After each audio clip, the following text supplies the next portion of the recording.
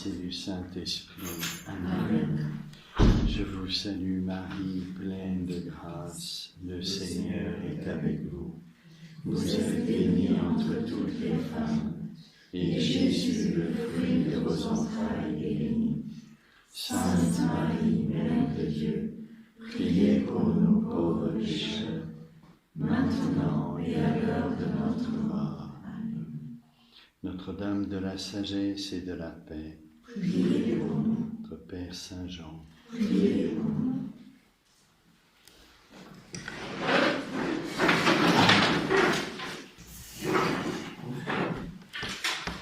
Alors nous allons parler un peu du mystère de la résurrection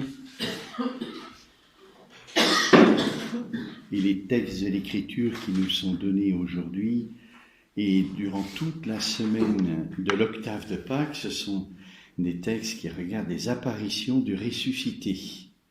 Et la première apparition, celle faite à Marie-Madeleine, que nous avons tout à l'heure à la messe, nous montre bien combien face à ce mystère, il y a beaucoup de difficultés et énormément de déceptions dans le cœur de Marie-Madeleine.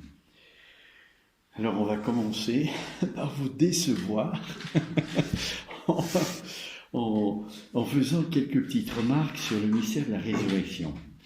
D'abord, le mystère de la résurrection, ce n'est pas la résurrection du Christ. Vous voyez ? Jésus dit « Je suis la résurrection ».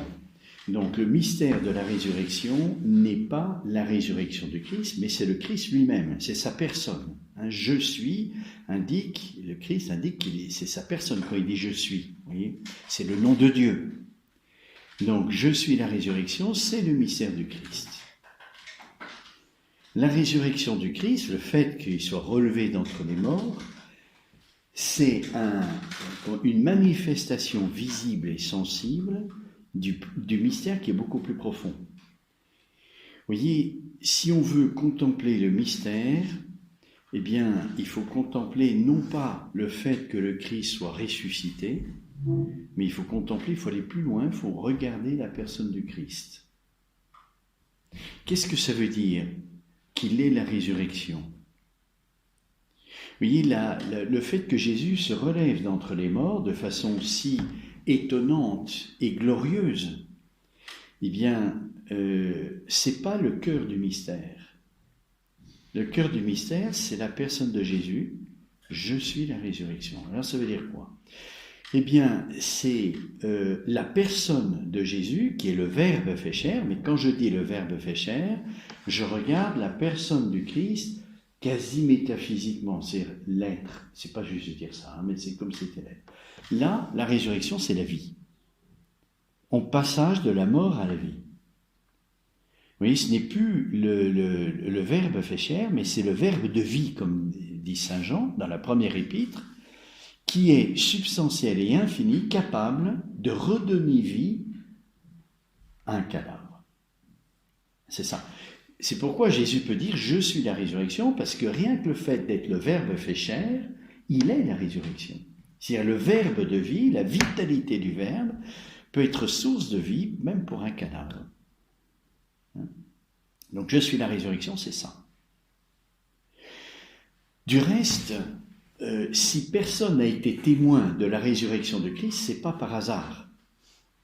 Vous voyez, c'est pour qu'on ne s'arrête pas à l'aspect un peu charismatique du relèvement d'entre les morts de Jésus, qui est époustouflant. Le Saint-Suaire nous montre des choses très étonnantes, et en particulier que ce relèvement d'entre les morts, personne ne peut l'expliquer. Mais c'est vraiment un mystère. Mais ce n'est pas le mystère le plus profond. Et nous, on s'arrête souvent aux manifestations, vous voyez, à ce qui est sensible et à ce qui se voit. Alors, si le Christ est ressuscité, qu'il apparaît, c'est pour nous aider à entrer dans un autre mystère, qui est le mystère de sa personne. Donc, c'est pas inutile, bien sûr, de contempler le Christ qui ressuscite des morts. Mais ça doit nous conduire à autre chose. Il ne faut pas s'arrêter à la manifestation. Ça doit nous conduire à autre chose. À ce qui, dans le Christ, est source de cette résurrection qui est le Verbe de vie. Donc, première chose, il ne faut pas se tromper dans notre contemplation. On contemple Jésus ressuscité et on ne contemple pas, ou au moins, on ne s'arrête pas à la résurrection du Christ. Deuxième chose,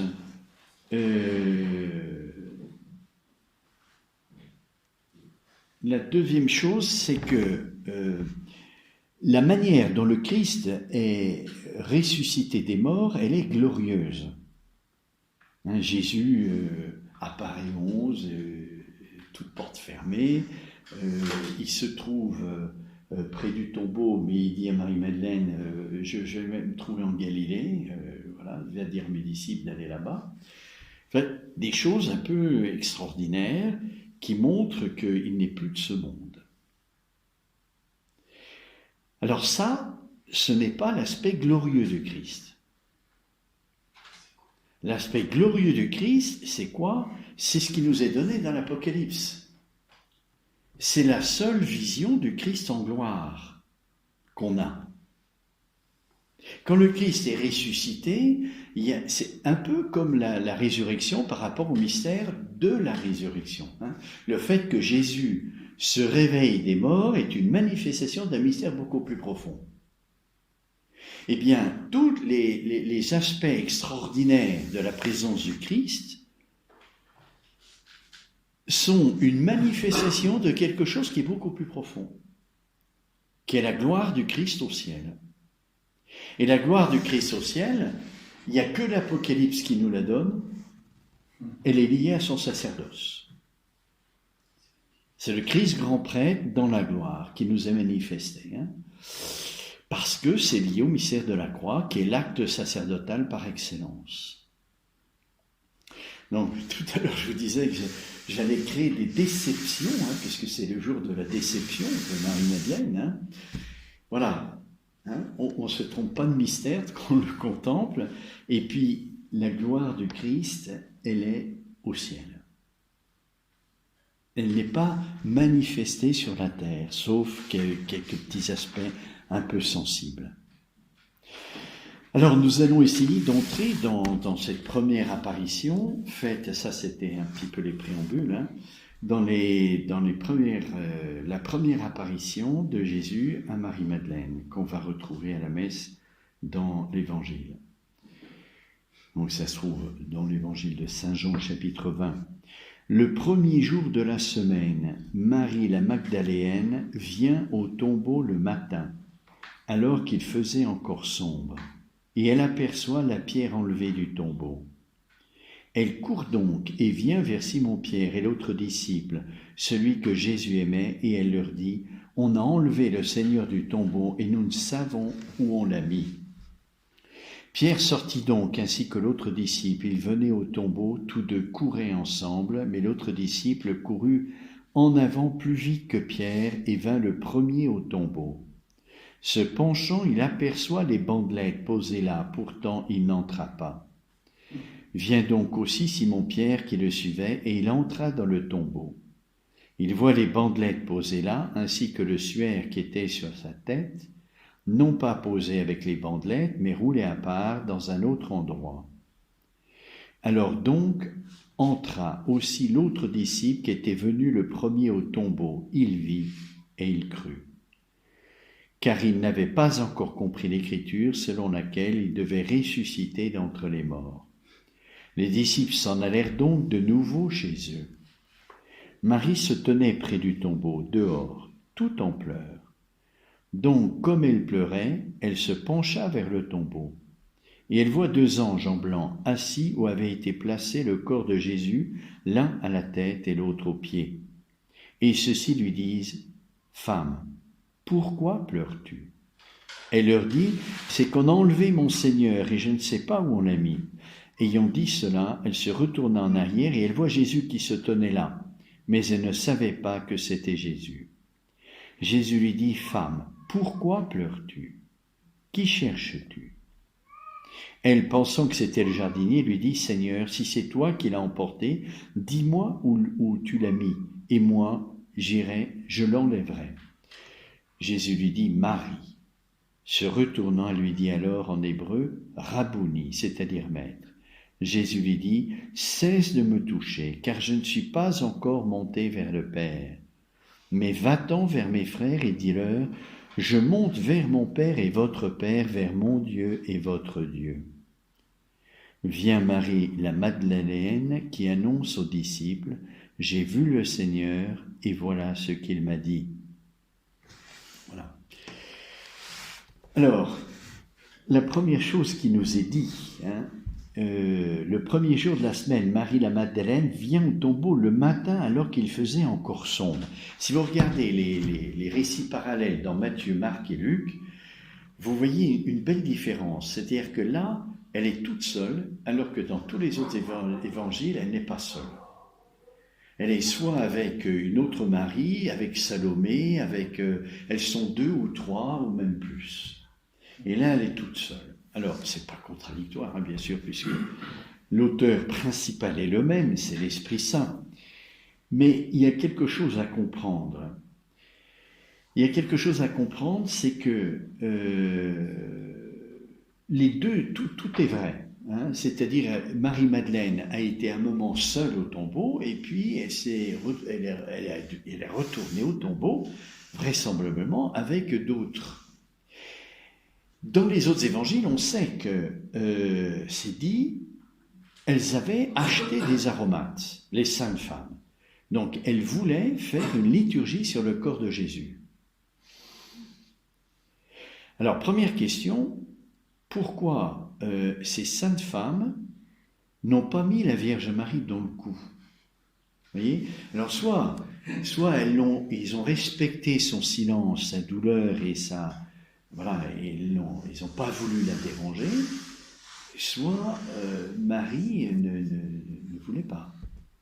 On ne sait pas, c'est pas dit. Tout ce qu'on sait, c'est qu'elles voulaient faire ça. Elles ont été pour ça. Alors, seul Jean dit que Marie-Madeleine est allée au tombeau, il faisait encore sombre, tandis que tous les autres disent il fait déjà jour. Ce qui explique qu'il y a 2 moments. Il y a le premier moment qui est antérieur, quand il faisait encore sombre, il ne faisait pas encore jour, et là, elle était toute seule. Et puis, dans les autres évangiles, c'est la pointe de l'aurore, il fait déjà un peu jour. Vous voyez? Donc, ça veut dire qu'elle y est allée 2 fois. Une première fois toute seule, et puis une deuxième fois, avec d'autres. Sans doute, c'est comme ça que ça s'est passé. Alors, qu'est-ce qui se passe? Si elle a été toute seule, c'est parce qu'elle voulait être seule. Elles avaient formé ce projet ensemble, parce qu'elles avaient la veille acheté des aromates. Avaient acheté des... Alors, il est dit dans un évangile que c'est le matin qu'elles avaient acheté, puis dans les autres, c'est la veille. Bon. Alors, en tout cas, elle s'était préparée à ça. Et puis, si Marie-Madeleine y va toute seule, pourquoi elle n'a pas été avec les autres, comme elle s'était entendue avec les autres? Elle a voulu y aller avant. C'est pour être seule avec Jésus. Et pourquoi elle voulait être seule avec Jésus? Parce qu'elle l'aime. Et quand on aime quelqu'un, on va être seul avec la personne qu'on aime. Et les autres, même si c'est des amis, sont un peu gênants. Donc, elle y va toute seule pour être seule avec Jésus. Et puis, qu'est-ce qu'elle voit? La pierre est roulée. La pierre du tombeau est roulée. Alors, on ne sait pas si elle rentre dans le tombeau ou pas, c'est pas dit. Et même dans les autres évangiles, c'est pas dit. Parce qu'on la voit la deuxième fois. La deuxième fois, oui, elle rentre. Mais la première fois, c'est pas dit. Premier jour de la semaine, Marie-Magdalène vient au tombeau le matin alors qu'il faisait encore sombre. Et elle aperçoit la pierre enlevée du tombeau. Elle court donc, elle part tout de suite. Elle n'entre pas. Pierre et Jean, quand ils courent au tombeau, ils rentrent, l'un après l'autre. Il y en a un qui croit, et Pierre, on ne sait pas bien, c'est pas dit. Donc, il y en a 3 qui vont au tombeau, il y a Marie-Madeleine, Pierre et Jean. Seul Jean croit. Pourquoi? Jean le souligne, il entre, il voit quelque chose qui est anormal. C'est-à-dire tous les linges qui sont mis en ordre. Si on avait volé le corps du Christ, eh bien tout serait sans dessus-dessous. Vous voyez ? Tout serait un peu désordonné. Hein ? Si on avait volé le corps du Christ, ça serait un peu désordonné. Et là, tout est bien en place. Donc, il y a quelque chose d'anormal. On ne peut pas tenir qu'on a volé le corps du Christ. Et Jean croit tout de suite qui est Jésus et il n'est plus de ce monde, il est ressuscité. Pierre a aussi constaté, c'est dit, mais on ne dit pas qu'il croit. Il y a une grosse différence entre Jean et Pierre, et cette différence, on la retrouve chez Marie-Madeleine, parce qu'elle n'entre même pas. Elle voit la pierre rouler, et puis elle part. Pourquoi elle part tout de suite ? Parce qu'elle s'est fait son explication. Et elle est persuadée que son explication est la bonne. Elle est tellement vraisemblable. Vous voyez, on a volé le corps. Alors, qu'est-ce qu'il est dit des gardes ? Vous savez, les Juifs avaient mis des gardes pour garder le tombeau. Alors, il est dit que quand la pierre est roulée, ils sont dans un état de sidération comme morts. Alors, on ne sait pas, parce qu'après, ils vont vers les chefs des prêtres pour raconter tout ce qui s'est passé. On n'en parle pas dans Jean. Donc, quand Marie-Madeleine arrive, elle voit la pierre rouler, les gardes, on ne sait pas où ils sont, on n'en parle pas, mais elle court pour avertir Pierre et Jean. Parce qu'elle s'est fait son interprétation. On a volé le corps. C'est pas possible autrement. La pierre est tellement grosse qu'on ne peut pas tout seul la rouler. Il faut être plusieurs. Vous voyez, alors à moins, elle ne peut pas deviner qu'il y a une intervention divine. Donc il faut être plusieurs pour la rouler. Et pourquoi ils sont venus à plusieurs ? Parce que porter un cadavre comme ça, tout seul, non, il faut être plusieurs. Donc on a volé le corps. C'est tellement vraisemblable que pour elle, c'est la vérité. Et donc, elle va annoncer à Pierre et Jean ce qu'elle pense. Pourquoi ? Parce que le désir était un désir d'une action, c'est-à-dire de faire quelque chose autour du corps de Jésus, faire une vraie sépulture. Parce que la veille, comme c'était le sabbat, ça a été trop rapide, et puis on n'a pas eu le temps. On n'a pas eu le temps de rester là, avec Jésus, et de faire les choses comme il fallait. Il fallait faire vite. Donc là, on va prendre le temps. Et ce désir de Marie-Madeleine est si fort que, en même temps qu'elle a ce désir, elle imagine aussi comment ça va se faire. Et son désir, un peu, il est aussi le désir de la réalisation de ce qu'elle veut faire. Et l'imprévu devient un obstacle. Donc elle interprète négativement. Vous voyez, parce que son désir n'était pas seulement de faire quelque chose, mais aussi la manière de le faire. Et donc, ce qui est imprévu devient un obstacle. Elle s'est identifiée un petit peu à son désir. Et du coup, tout croule. Et elle part complètement déçue de ne pas pu avoir fait ce qu'elle voulait faire et ce qu'elle désirait faire. Alors, comment ça se fait que la pierre étant roulée, Marie-Madeleine n'a pas eu la curiosité d'entrer dans le tombeau? Mais en supposant que les gardes ne sont plus là, pourquoi est-ce qu'elle n'est pas rentrée dans le tombeau? Ben c'est parce qu'elle a tellement en tête ce désir, dans son cœur ce désir, que l'imprévu, encore une fois, est une grosse déception pour elle, et que tout s'écroule. Tout ce qu'elle voulait faire s'écroule. Donc, elle repart. Il faut être extrêmement pauvre pour être libre. Et pour, face à l'imprévu, rechercher le pourquoi. Marie-Madeleine ne recherche pas pourquoi. Elle se donne son explication, qui est un pourquoi qu'elle a imaginé. Mais le pourquoi, on le trouve dans le réel. On ne le trouve pas dans nos imaginations. On recherche la cause. Et si elle était entrée dans le tombeau et qu'elle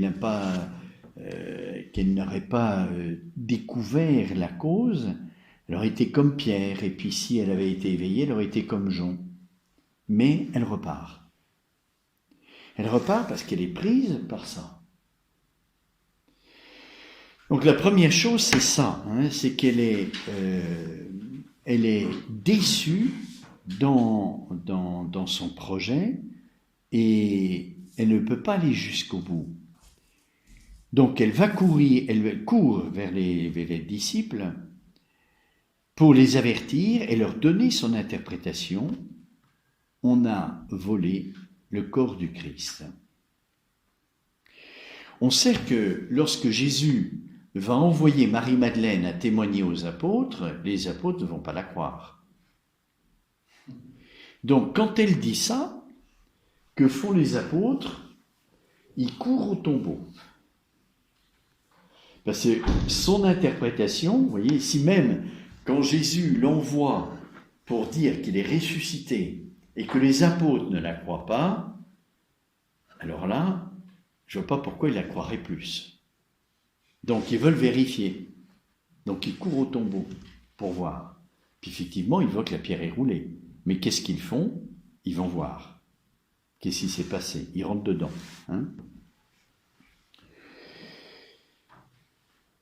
Alors, qu'est-ce qui s'est passé pour Jean? Pourquoi est-ce qu'il a cru?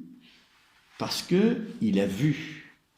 C'est dit, il vit et il crut. Et il a vu quoi? Il a vu la chose anormale. Pierre a aussi constaté, mais il n'a pas vu. Il y a voir et voir. Il y a voir d'une manière distraite, et puis il y a voir le réel tel qu'il est. Pierre a constaté, s'est dit, mais il n'a pas cru parce qu'il n'a pas vu. Oui, le réalisme, il est là. Je peux voir sans voir, je peux entendre sans entendre. C'est-à-dire, je ne suis pas présent. Quand je suis présent, je vois, j'entends réellement. Quand je ne suis pas présent, vous me parlez, mais en même temps, je pense à autre chose. Donc, je ne suis pas là et je n'entends pas. J'entends matériellement, mais je n'entends pas. Je vois quelque chose, je lis, mais je pense à autre chose. Donc, je lis, mais je ne comprends pas, parce que je pense à autre chose. Ça veut dire que Pierre, il n'est pas libre.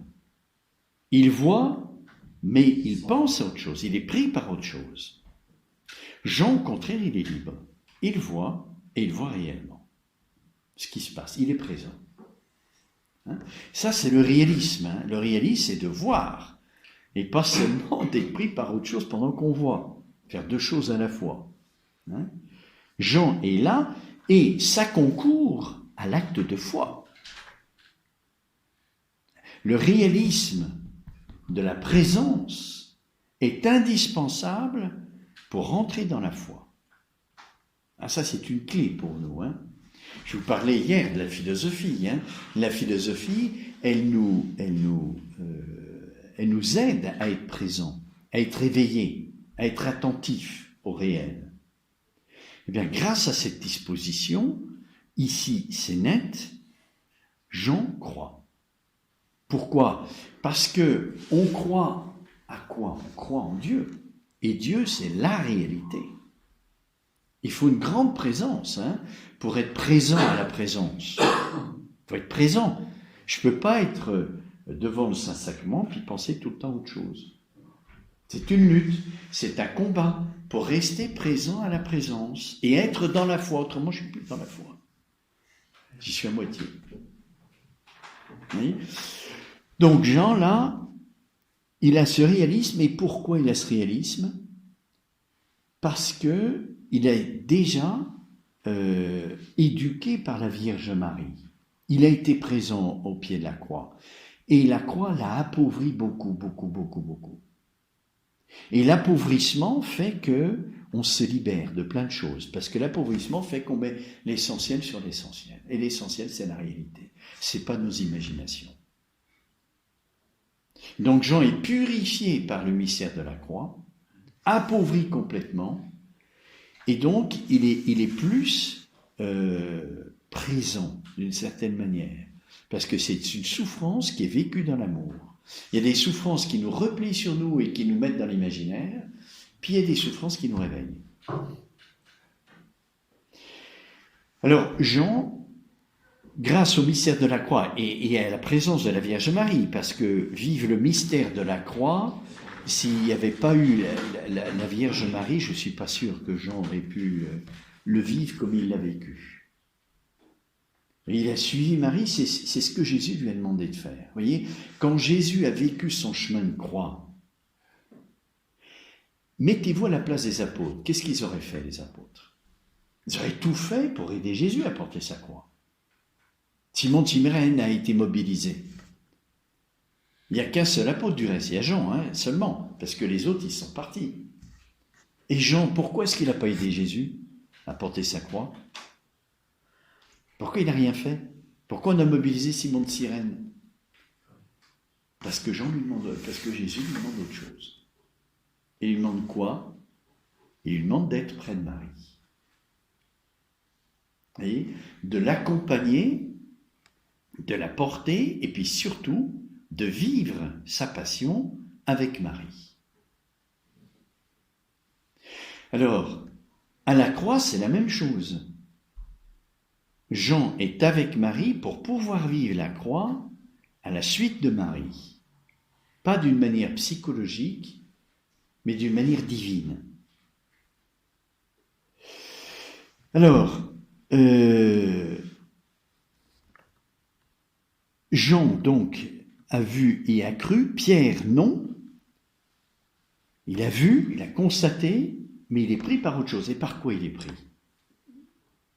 Il est pris par son reniement. Voilà. Pierre a renié 3 fois Jésus, et pour lui, c'est une catastrophe. Vu son amour pour le Christ, renier 3 fois Jésus, c'est terrible. Vous voyez, Marie-Madeleine, pareil, elle aime Jésus. Elle était fidèle à la croix. Ce n'est pas le cas de tout le monde, Donc elle aime Jésus. Elle ne le reconnaît pas quand Jésus l'appelle. À chaque fois qu'on s'approche du Christ, Jésus nous purifie dans notre amour pour lui. Et il nous montre que notre amour pour lui n'est pas ce qu'on croit. Marie-Madeleine, elle est persuadée qu'elle aime Jésus, et elle l'aime vraiment, je crois, elle est sainte.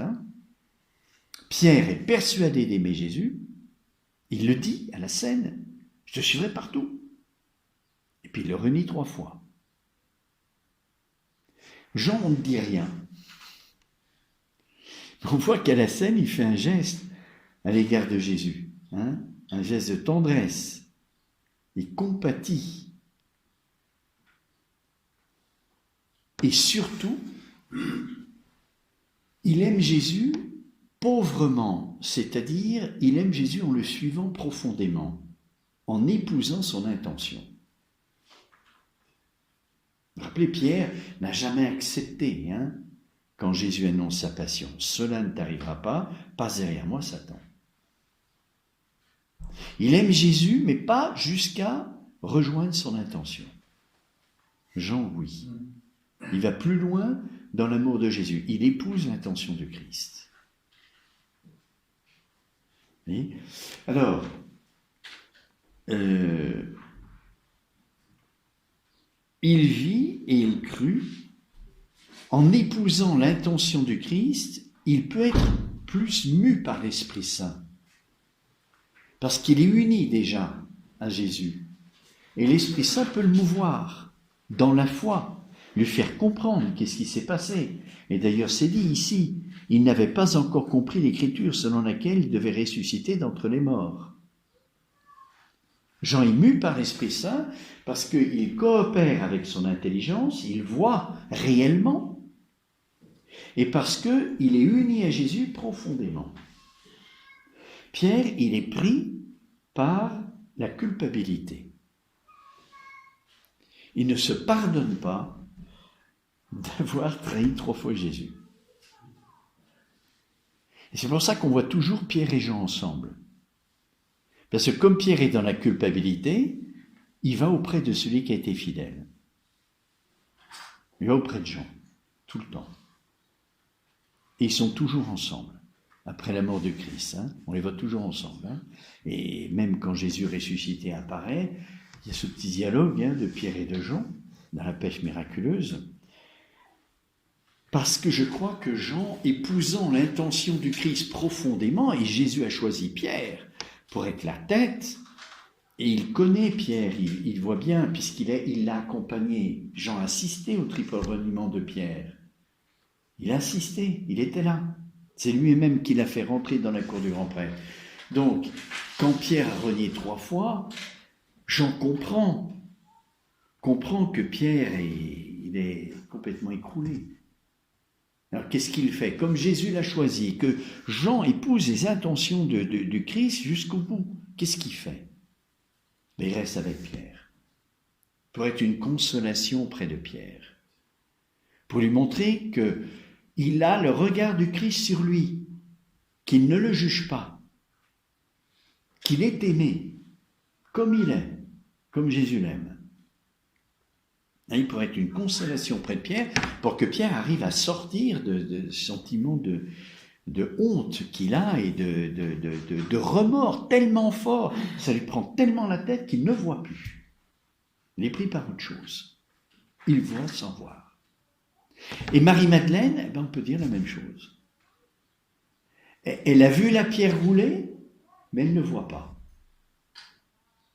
Elle ne voit pas, elle va même encore moins loin que Pierre, elle n'entre même pas dans...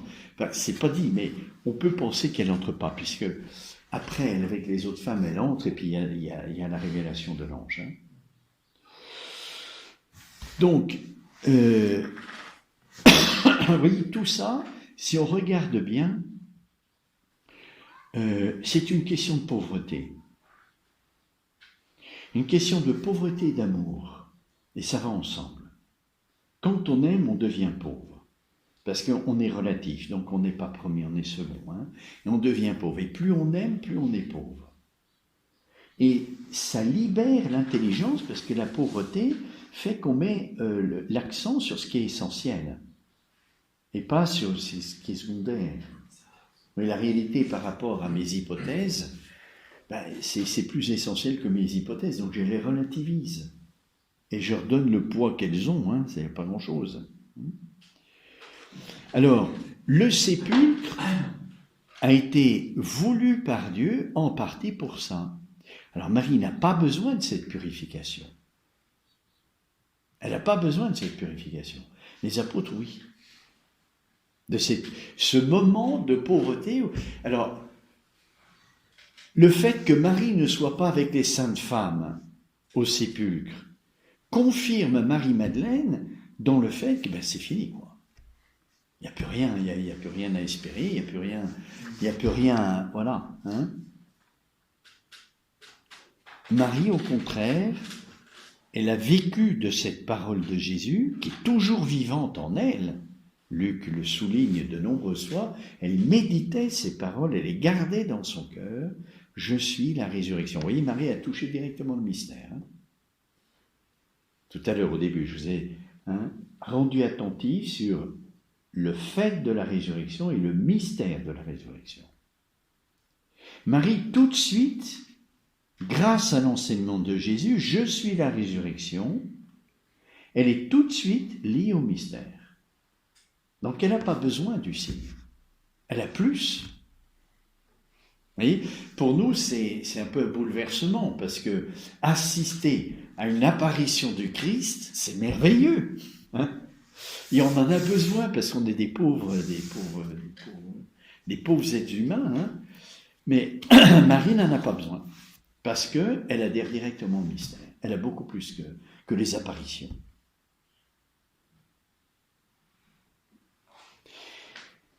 Et du coup, elle est en paix, elle est sereine, même dans une souffrance, la plus forte qui soit, On a vu ça hier un petit peu, hein. Elle reste en paix. Et puis dans l'adoration, dans la prière. Tandis que les saintes femmes, elles sont un peu agitées. Elles préparent les choses, et puis elles vont vite, elles courent au tombeau, et puis il n'y a pas cette paix intérieure. Si Marie-Madeleine avait été en plus dans une paix intérieure, hein, peut-être qu'elle n'aurait pas pensé, mais elle aurait cherché à voir, on ne sait pas. Hein. Alors, après, donc, deuxième chose, qu'est-ce qui se passe quand les deux disciples entrent dans le tombeau? Il y en a un qui croit, puis l'autre, c'est pas dit, mais on peut penser qu'il constate, mais il ne comprend pas trop. Les disciples s'en allèrent donc de nouveau chez eux. Et Marie-Madeleine reste là. Marie-Madeleine les a avertis qu'il y avait quelque chose qui s'est passé. Ils courent, ils constatent, ils repartent. Ils ne s'occupent pas d'elle. Ils la laissent en plan. Toute seule. Dans sa tristesse et dans ses pleurs. Pour elle, c'est éprouvant. De voir les apôtres que Jésus a choisis, que Jésus a aimés, que elle a porté une bonne nouvelle, ou une mauvaise nouvelle, j'en sais rien, mais quelque chose d'extraordinaire, et puis les apôtres s'en occupent absolument pas.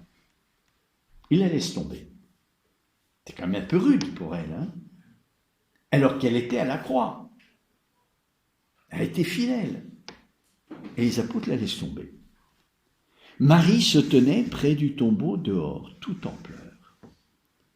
Donc comme elle pleurait, elle se pencha vers le tombeau et elle voit deux anges en blanc, assis où avait été placé le corps de Jésus, l'un à la tête, l'autre aux pieds. Et ceux-ci lui disent, « Femme, pourquoi pleures-tu » Belle question, hein, que Jésus va poser la même question. Entre les anges et Jésus, « Pourquoi pleures-tu » C'est la question qu'il faut poser quand on est pris dans nos imaginations, hein, nos obsessions ou nos hypothèses. Pourquoi ? Pourquoi ? Quelle est la raison de tes pleurs ? Sois lucide un petit peu. Pourquoi tu pleures ? Tu pleures parce que tu n'as pas pu faire ce que tu voulais faire ?